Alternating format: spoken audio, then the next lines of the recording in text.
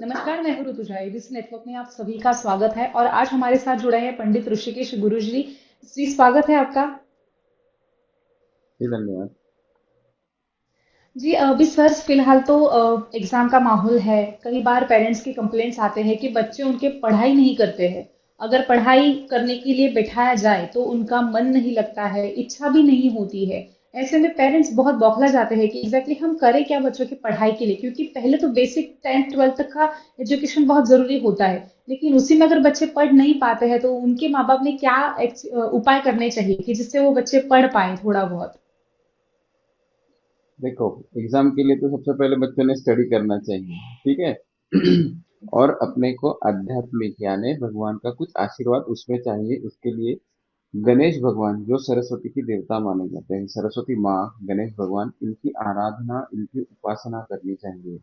और आजकल के बच्चों हम्म। में कंसंट्रेशन बहुत कम है, पेशेंस लेवल भी बहुत कम है। तो वो पेशेंस लेवल कम है, उस पे अगर अगर अपन गौर करते हैं तो उनके लिए एक छोटा सा बीज मंत्र है, ओम दत्ताय साक्षात्काराय नमः। मैं फिर से रिपीट करता हूँ, ओम दत्ताय साक्षात्काराय नमः। इस मंत्र का जाप अगर कोई ओके। बच्चा बिफोर सेल्फ स्टडी, अध्ययन करने से पहले 10 बार अगर बोले और उसकी खुद की सेल्फ स्टडी करने बैठे तो उसका कंसंट्रेशन लेवल अच्छा रहेगा। एग्जाम में कंफ्यूजन्स नहीं रहेगी। Because of little bit confusions वो सिली मिस्टेक्स करता है, ठीक है। तो वो कंफ्यूजन हम्म। उसे एग्जाम में नहीं होगा। उसके लिए ये मंत्र का जाप 10 बार करना चाहिए। और कई बार ऐसे भी होता है, अभी अभी आपने जो मंत्र बताया तो वो जनरली कंफ्यूजन और कंसंट्रेशन के लिए है। कई बच्चे का ऐसे भी होता है कि पढ़ तो अच्छा पाते हैं, पढ़ते भी है बहुत सारा, लेकिन उनको कॉन्फिडेंस नहीं रहता है उतना ज्यादा कि मैं कर पाऊंगा या नहीं। इस वजह से वो ज्यादातर स्ट्रेस नहीं रहते हैं, तो जितना भी याद किया है वो सारी चीजें वो भूल जाते हैं। तो इसके लिए कोई उपाय है क्या हमारे पास? हाँ, देखो, बुद्धि के देवता बुध ग्रह हैं, तो बुध ग्रह का जाप अगर वो करते हैं, ओम बूम बुधाय नमः, इस मंत्र का भी अगर जाप करते हैं तो उनका कॉन्फिडेंस लेवल अच्छा रहेगा।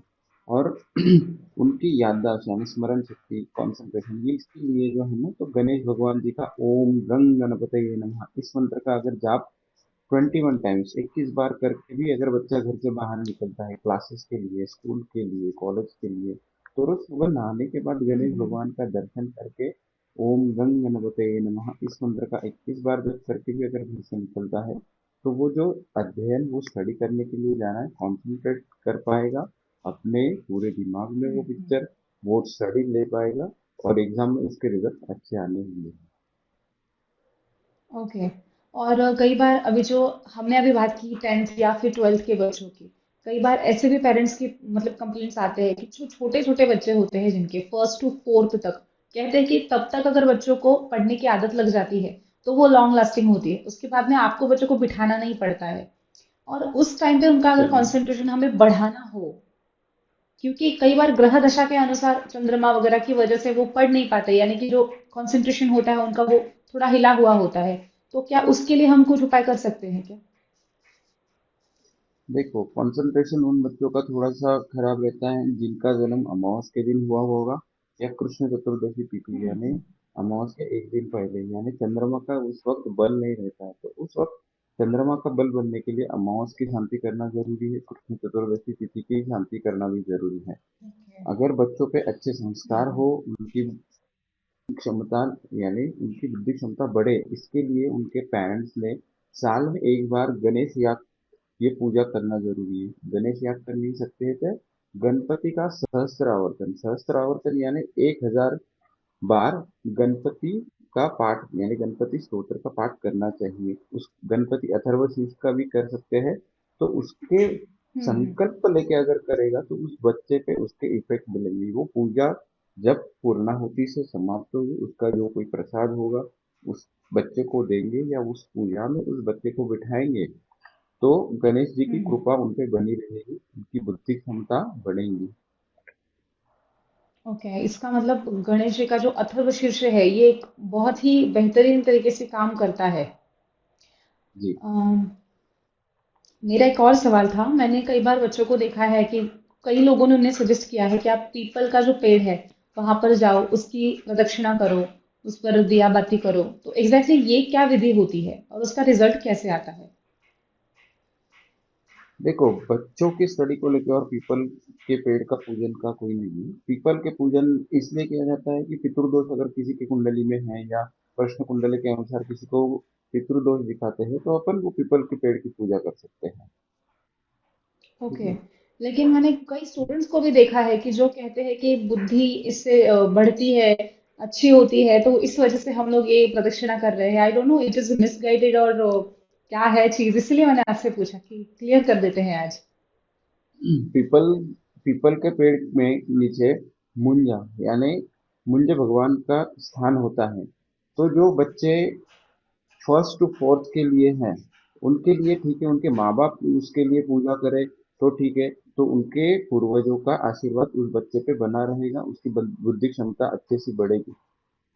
तो उसके लिए एक कर सकते हैं, ओके। बट बड़े बच्चों के लिए नहीं। लड़कियां नहीं कर सकती है ये? जी नहीं। नहीं कर सकती है? नहीं, लड़कियों ने ओके, मैंने काफी सरस्वती माँ का ये भी पूजन देखा है करें। कि है नहीं, लड़कियां क्योंकि भी पीपल मैंने के पेड़, पीपल के पेड़ को करते हुए देखी है। हाँ, पीपल के पेड़ के नीचे लड़कियां दिया लगा सकती हैं, उनको जल नहीं चढ़ा सकती। हाँ, दिया लगा के परिक्रमा कर ओके। सकती है, ठीक है, उतना कर सकती है, मगर जल चढ़ाना या पेड़ को छूना ही नहीं कर सकती। ओके। तो मतलब दर्शकों के लिए ये बहुत ही बड़ा मैसेज है कि बहुत सारे लोग, मतलब मैंने खुद देखा है कि वो लड़कियां प्रदक्षिणा वगैरह सारी चीजें करती है, तो नहीं करना है। ये बहुत ही जेन्युइन चीज हमें नहीं, आज पता चली है। प्रदक्षिणा लड़कियां प्रदक्षिणा कर सकती है दिया लगाकर, बट पेड़ को पानी डालना ओके। या पीपल के पेड़ को अपन दूध में दूध में तिल डाल के भी चढ़ाते हैं। वो पितृ दोष के लिए होता है, तो वो ओके। लेडीज लड़कियां नहीं कर सकती है, जेंट्स लोगों ने करे तो अच्छा है।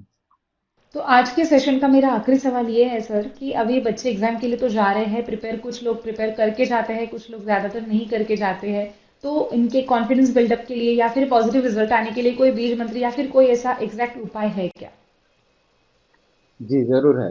जिस दिन एग्जाम है बच्चों की उस दिन बच्चों ने सुबह उठ के स्नान करके नहाकर जो है तो अपने घर में जो गणेश भगवान जी की मूर्ति रखी है उसका पूजन करें। उसे हम्म। सात धनिया और गुड़ इसका भोग लगाएं। एक कटोरी में सात धनिया के दाने और एक गुड़ ये लेकर उसका भोग गणेश भगवान जी को लगाएं। फिर अपना प्रिपरेशन करके जब एग्जाम के लिए आप घर से बाहर निकलोगे उस वक्त वो गणेश भगवान जी को लगाया हुआ भोग जो है वो आप प्रसाद स्वरूप मुंह में राइट साइड में रख सकते हो, सीधे तरफ, सीधे right right okay. Right side में। ठीक है। घर से एक मिनिमम 100 मीटर दूर जाने के बाद एक बार वो सात धनिया और गुड़ चबाकर रास्ते पर राइट साइड में ही उसे थूक देना है। उसे गलती से भी निगलना नहीं है। जब तक मुंह में धनिया और गुड़ रहेगा किसी से बात नहीं करना है। एक बार आप उसे रास्ते पर राइट साइड में थूक दोगे तो उसके बाद आप बात कर सकते हो और सीधा आपके एग्जाम सेंटर पे जाओ। आपका पेपर अच्छा जाएगा। ओके। बहुत ही बढ़िया है ये और सिंपल भी है, हर कोई कर सकता है, ऐसा उपाय है ये। और एक भी मेरे जहन में आया, तुलसी पत्र भी एग्जाम में मतलब खा के जाते हैं, तो उसका एक भी लॉजिक क्या होता है? देखो, तुलसी माँ आयुर्वेद की जननी है, तो हम्म। उसका आशीर्वाद बना है, विष्णु भगवान जी का आशीर्वाद अपने ऊपर बना रहे। एग्जाम देते समय कोई अपने को हेल्थ इशू ना आए उसके लिए आयुर्वेदिक बोल के तुलसी माँ की कृपा और विष्णु भगवान की कृपा अपने ऊपर बनी रहे। वो तुलसी माँ बहुत ओके। पूजनीय है, तो उनकी कृपा अपने ऊपर बनी रहे, उनका आशीर्वाद रहे, इसके लिए तुलसी का पत्र जो है तो मुंह में रख के आप घर से निकल सकते हैं। ओके। तो डेफिनेटली मतलब ये परंपरा से चलता आ रहा है, हमारे टाइम पे भी हम लोग तुलसी पत्र मुंह में डाल के जाते थे। उसका वही लॉजिक मुझे आपसे सुनना था। ठीक है। तो आपने बहुत ही अच्छा और जेन्युइन गाइडेंस बताया है, दर्शकों को जरूर इसका बहुत ज्यादा फायदा होने वाला है। और भी बहुत सारी चीजें आपके साथ डिस्कस करनी है, वो नेक्स्ट एपिसोड में हम जरूर करेंगे। तब तक के लिए बहुत बहुत धन्यवाद। Thank you. ज्योतिष संबंधित अधिक जानकारी के लिए ABC हिंदी ज्योतिष सब्सक्राइब कीजिए।